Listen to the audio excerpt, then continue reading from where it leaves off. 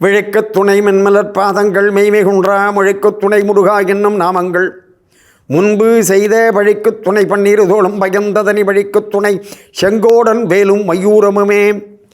அன்பிற்கினிய Sun TV நேயர்கள் அனைவருக்கும் வணக்கமும் நல்வாழ்த்துக்களும்.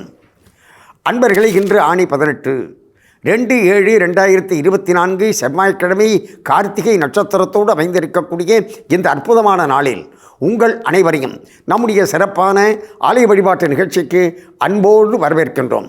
அனைவருக்கும் நல்லதே நடக்க வேண்டும் என்ற பிரார்த்தனையோடு நாம் நிகழ்ச்சியை தொடங்குகின்றோம். அன்பர்களே, இன்றைக்கு 2 சிறப்புகள் என்ன என்று சொன்னால், ஒன்று செவ்வாய்க்கிழமை, செவ்வேள் குமரனுக்கு உரிய நாள். அதற்கடுத்ததாக கார்த்திகை நட்சத்திரமும் இன்றைக்கு சேர்ந்து அமைந்திருக்கின்றது.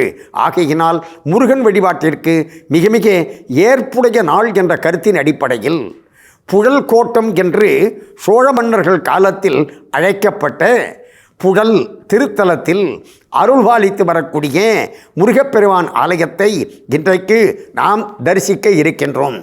வள்ளி தெய்வயானை சமேதராக இருக்கக்கூடிய முருகப்பெருமான் இங்கு கல்யாண கோலத்தில் அருள்பாலித்து வருகின்றார். எனவே இந்த ஆலயத்திலே வந்து இந்த முருகனை வணங்கினோம் என்று சொன்னால் நமக்கு வாழ்க்கையில் எல்லாம் மங்களமாக நடக்கும் என்பதற்கு எடுத்துக்காட்டாக இவருடைய அற்புதமான திருக்காட்சியானது அமைந்திருக்கின்றது. அதோடு மட்டுமல்லாமல் செவ்வாய் கிரகத்திற்கு உரிய ஒரு பரிகார ஸ்தலமாகவும் இந்த புழல் ஸ்ரீ சிவ சுப்பிரமணிய சுவாமி ஆலயமானது அமைந்திருக்கின்றது. அடுத்து அன்பர்களே, முருகப்பெருமான் இந்த திருத்தலத்திற்கு வந்த வரலாறு எப்படி என்று சொன்னால், அதாவது நக்கீரருக்கு அருள் செய்வதற்காக முருகன் இங்கு வந்தார். அது என்ன வரலாறு என்பதை நாம் பார்ப்போம். அதற்கு முன்பாக எல்லாம் வல்ல பரம்பொருளாக இருக்கக்கூடிய முருகப்பெருமான் சூரபத்மனோடு அசுரர்களோடு போர் செய்த வரலாறு நமக்கு நன்றாக தெரியும். அந்த முருகப்பெருமான் அப்படி கடல் வழியாக திருச்செந்தூர் திருத்தலத்தில் இருந்து அப்படி முருகப்பெருமான் போர் செய்தார் சூரபத்மனோடு. அதற்கடுத்ததாக தரை மார்க்கமாக அவர் போர் செய்த திருத்தலம் எது என்று சொன்னால் திருப்பரங்குன்றம். அதற்கடுத்ததாக வான்வழி போர் என்று சூரபத்மன் போன்ற அசுரர்களோடு அவர் போர் செய்த இடம் எது என்று சொன்னால் திருப்போரூர்.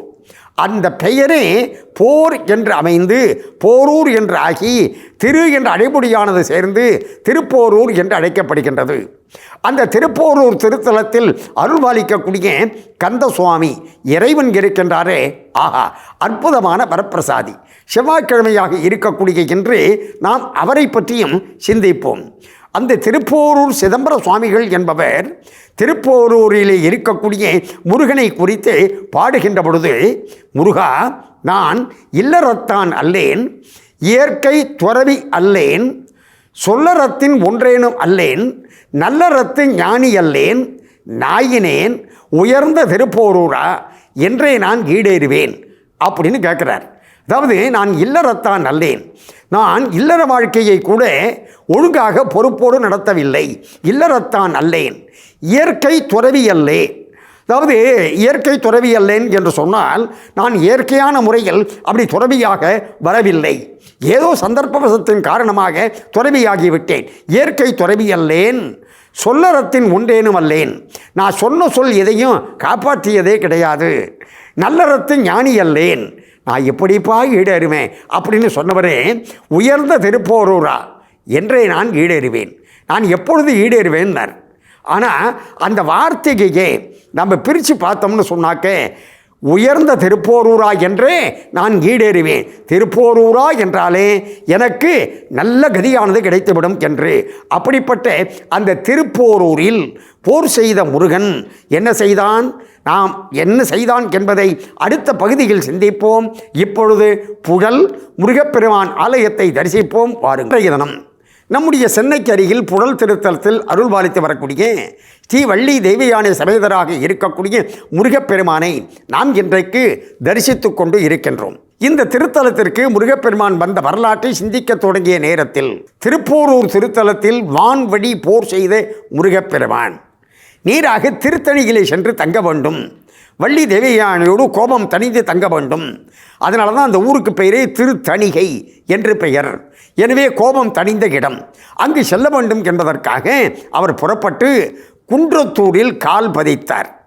அப்படி குன்றத்தூரில் கால் பதித்த அந்த முருகப்பெருமான் திருத்தணிக்கு சென்று விட்டார். அப்படி திருத்தணிக்கு சென்ற அந்த முருகப்பெருமானை குறித்து அப்படி வணங்க வேண்டும், தவம் செய்ய வேண்டும் என்பதற்காக திருப்பூரூர் வந்து குன்றத்தூர் வந்து அப்படி திருத்தணி செல்ல வேண்டும் என்பதற்காக நக்கீரர் அப்படி புறப்பட்டு வந்து கொண்டிருக்கின்ற நேரத்தில் அற்புதமான ஒரு நீர்நிலையை கண்டார். அதாவது நாம் பார்க்கக்கூடிய இந்த புழல் ஏரி, இந்த நீர்நிலையை கண்டவுடனே ஆஹா, இங்கு சுற்றி சோலை நீர்நிலையாக இருக்கின்றது. எனவே இந்த நீர்நிலையிலே அமர்ந்து, இந்த நீர்க்கரையிலே அமர்ந்து நாம் அந்த ஷடாட்சர ஜபத்தை, அதாவது ஓம் சரவண பவாய நமகா என்று சொல்லக்கூடிய அந்த முருகனுடைய ஷடாட்சரத்தை 6 எழுத்தை நாம் தவம் செய்வோம், ஜபம் செய்வோம் என்று ஜபம் செய்ய தொடங்கினார். சாதாரணமாக அன்பர்களே, water is the best conductor of electricity. அதாவது சக்தியை கடத்தக்கூடிய ஆற்றல் தண்ணீருக்கு மிக அதிகம் அல்லவா? எனவே நீர்க்கரையில், நதிக்கரையில், கடற்கரையில் நாம் தியானம் செய்தோம் என்று சொன்னால், தவம் செய்தோம் என்று சொன்னால் அதற்கு ஆற்றல் அதிகம், பன்மடங்கு பலன் தரக்கூடியது. அந்த வகையிலே தான் இந்த புழல் ஏரிக்கரையில், அந்த நீர்க்கரையில் தவம் செய்ய தொடங்கினார் நக்கீரர். அந்த தவத்திற்கு மெச்சி முருகப்பெருமான் அருள் செய்தான்.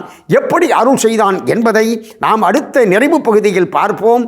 இப்பொழுது புழல் முருகப்பெருமானை தரிசிப்போம் வாருங்கள். இன்றைய தினம் நம்முடைய சென்னைக்கு அருகில் புழல் திருத்தலத்தில் அருள் பாலித்து வரக்கூடிய ஸ்ரீ வள்ளி தேவயானை சமேதராக இருக்கக்கூடிய முருகப்பெருமானை நாம் இன்றைக்கு தரிசித்துக் கொண்டு இருக்கின்றோம். அதாவது புழல் ஏரிக்கரையில் தவம் செய்தார் நக்கீரர். அந்த தவத்திற்கு வெச்சி முருகப்பெருமான் என்ன செய்தான்?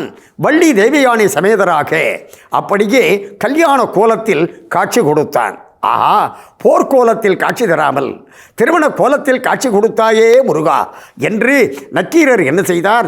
அந்த முருகனை வணங்கி, எனக்கு நீ காட்சி கொடுத்ததைப் போலவே வருங்காலத்தில் பக்தர்களுக்கும் தொடர்ந்து காட்சி தந்து அருள் தர வேண்டும் என்று வேண்ட, அந்த வேண்டுதலுக்கு ஏற்ப இன்றைக்கும் முருகப்பெருமான் புழல் திருத்தலத்தில் கல்யாண திருக்கோலத்தில் ஏறத்தாழ மூலஸ்தானத்தில் 5 அடி உயரத்தில் நின்ற திருக்கோலத்தில் நமக்கு அருள் தந்து கொண்டிருக்கின்றார். அப்பொழுது முருகப்பெருமான் என்ன செய்தார்? தன் அருகிலே இருந்த செவ்வாய், அதாவது பூமிகாரகன் என்று அழைக்கப்படக்கூடிய, பூமி புத்திரன் என்று கொண்டாடப்படக்கூடிய, அதாவது சிவபெருமானுடைய நெற்றி கண்ணிலிருந்து தோன்றியவன் என்றும் சொல்லப்படக்கூடிய அந்த செவ்வாய், எனவேதான் அக்னி வர்ணமாக இருக்கக்கூடியவன். அந்த செவ்வாயை பார்த்து, நீயும் என் கூடவே இந்த தலத்தில் தங்கி வரக்கூடிய பக்தர்களுக்கு அருள் செய்ய வேண்டும் என்று கேட்டார். அந்த அடிப்படையில் செவ்வாயும் இந்த திருத்தலத்திலே வந்து இருந்து பக்தர்களுக்கு அருள் புரிய தொடங்கினார். அன்பர்களே, இப்பொழுது நாம் ஒரு செவ்வாய் கிரக பரிகார ஸ்தலமாக இந்த புழல் திருத்தலத்தை நாம் கருதுகின்றோம். அதற்கு என்ன காரணம் என்று சொன்னால், இந்த செவ்வாய் கிழமைக்கு உரிய அற்புத தெய்வமாக இருக்கக்கூடிய செவ்வேள் குமரன் செவ்வாய் கிரகத்திற்கு அனுகிரகம் செய்து நீ வரக்கூடிய பக்தர்களுக்கு அருள் செய்ய வேண்டும் என்று சொன்ன ஒரு அன்பு கட்டளை. இந்த ஆலயத்தில் நம்ம உள்ள நுழைஞ்ச உடனே பார்த்தீங்கன்னு சொன்னாக்க ஒரு வேல் நமக்கு உடனடியாக தரிசனம் தருவது எது என்று சொன்னால் முருகப்பெருமானுடைய வேல். அந்த வேல் தான் ஆரம்பத்தில் இருக்கின்றது. நம்ம அதை பார்த்த உடனேயே நம்ம மனசுக்குள்ள ஒரு தெம்பு, தைரியம் வந்துடும். என்னன்னு சொன்னால், ஆஹா, இந்த முருகனை வந்து நாம் வணங்குகின்ற நேரத்தில் நம்முடைய கோரிக்கை, நம்முடைய பிரச்சனை எதுவாக இருந்தாலும் வெற்றியடையும் என்று அந்த வேலை பார்த்த உடனே நமக்கு தோன்றும். அந்த வேலை தரிசனம் செய்துவிட்டு பிறகு வேலவனை தரிசிக்கின்றோம். வேலவனை தரிசித்ததற்கு பிறகு நாம் அப்படி தெற்கு நோக்கி அருள் பாலிக்கக்கூடிய ஆறுமுக நயினார், அதாவது ஆறுமுக கடவுள் சண்முகர், அந்த சண்முகரையும் தரிசனம் செய்கின்றோம்.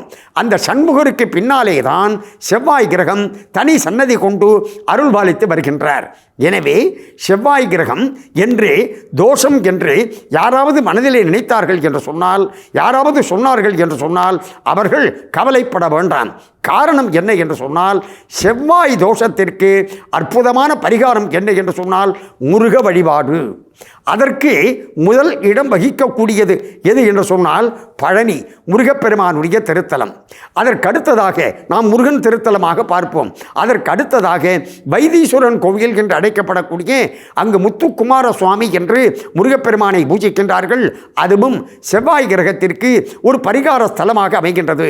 நம்முடைய சென்னையை நாம் எடுத்துக்கொண்டோம் என்று சொன்னால் வடபழனி ஆண்டவர் ஆலயத்தில் முருகப்பெருமான் ஆலயத்தில் செவ்வாய் கிரகத்திற்கு தனி சன்னதி அமைந்து அதுவும் ஒரு செவ்வாய் கிரக பரிகார தோஷமாக தோஷ கிரகத்தை போக்கக்கூடிய ஸ்தலமாக அமைந்திருக்கின்றது. அதை போல மடிப்பாக்கத்திலும் பார்த்தோம் என்று சொன்னால் கல்யாண கந்தசுவாமி கோவில் என்று அங்கும் செவ்வாய் கிரக பரிகார ஸ்தலமாக விளங்குகின்றது. அதை போலத்தான் புழல் திருத்தலத்தில் செவ்வாய் கிரக பரிகார ஸ்தலமாக அற்புத ஆற்றல் மிக்க ஸ்தலமாக விளங்குகின்றது.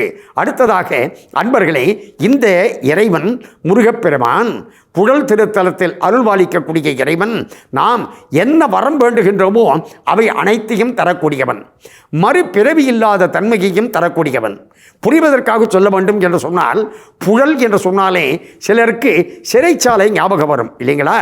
ஆனால் நம்மை ஒரு சிலையிலிருந்து இன்னொரு சிலைக்கு மாற்றாமல், அதாவது இந்த உடம்பு என்பதே ஒரு சிறை, இந்த சிறையிலிருந்து இன்னொரு சிறைக்கு மாற்றாமல் நமக்கு நல்ல கதியை அளிக்கக்கூடியவன் யார் என்று சொன்னால் முருகப்பெருமான்.